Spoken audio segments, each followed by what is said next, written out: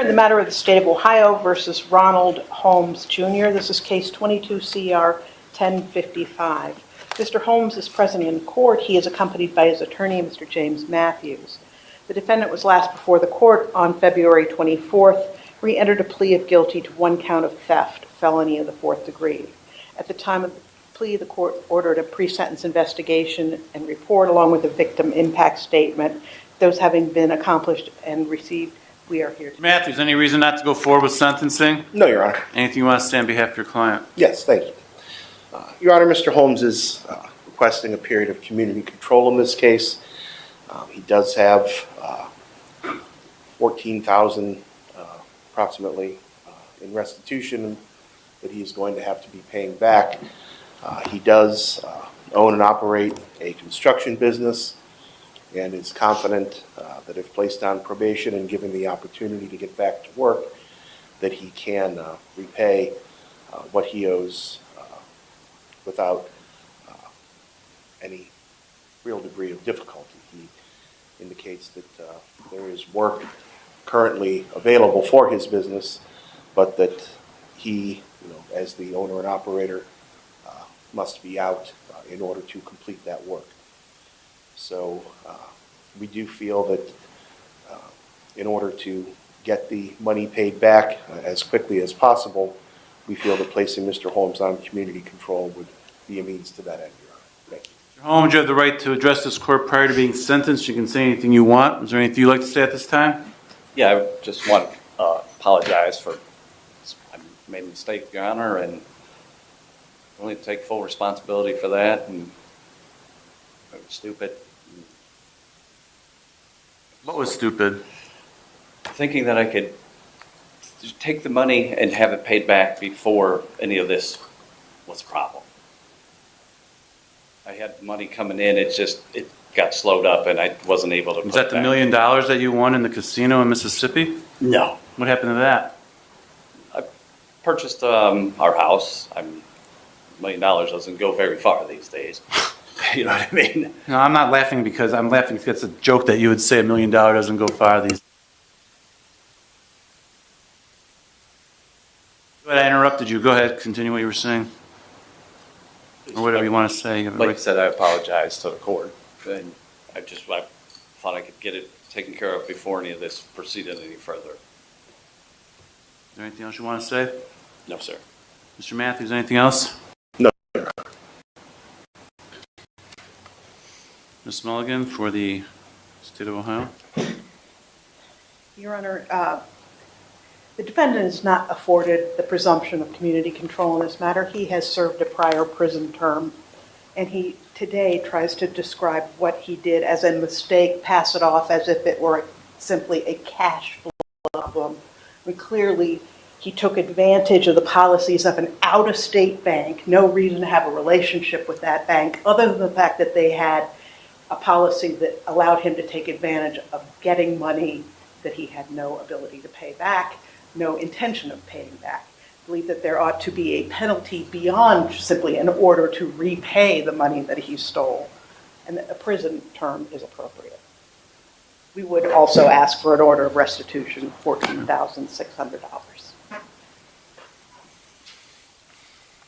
This court reviewed the pre-sentence report and investigation, considered the particular facts and circumstances of the offense involved, the nature of the offense, consider what's been said here in open court by Mr. Matthews, the prosecutor, the defendant, did receive a victim impact statement, considered that.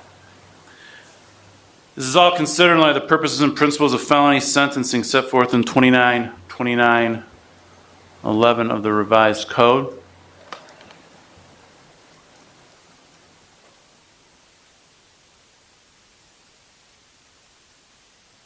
As for the factors in 2929-12, the court finds that the victim suffered serious economic harm as a result of the defendant's conduct. Nothing makes it less serious.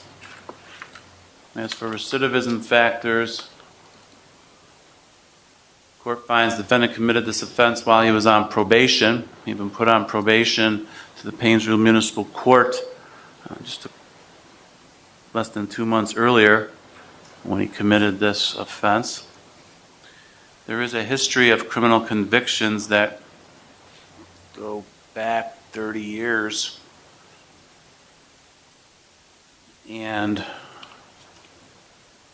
notably, the criminal conviction in the record has multiple offenses of a similar nature as to what we're here for today. Attempted passing bad checks, theft by deception, theft, attempted grand theft.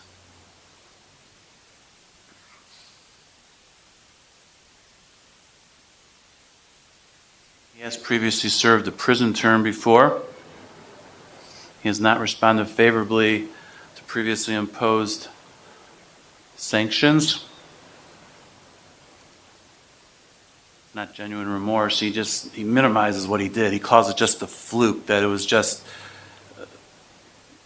money, that being in the right account at the right time, and just that he had the money, it just wasn't where it was supposed to be. And he refers to it as a fluky thing. He referred to it as a mistake here. Well, there's a quote that I like to use once in a while. It says, a mistake that's repeated more than once is a deliberate decision. And that's what was done here. This wasn't a mistake. You've done this before multiple times. You knew exactly what you were doing. You're a con man, Mr. Holmes, as simple as that. No factors indicate recidivism is less likely. Under 2913B1, the court finds the defendant previously served a prison term. Prison is consistent with the purposes and principles of sentencing, and the defendant is not amenable to any available community control sanctions. Therefore, it will be the sentence of this court that on count one, defendant serve a term in prison of 12 months. There's no credit on this case as he's serving a misdemeanor sentence right now at this time, but that'll start as his sentence will start today, and misdemeanor sentence will merge with that.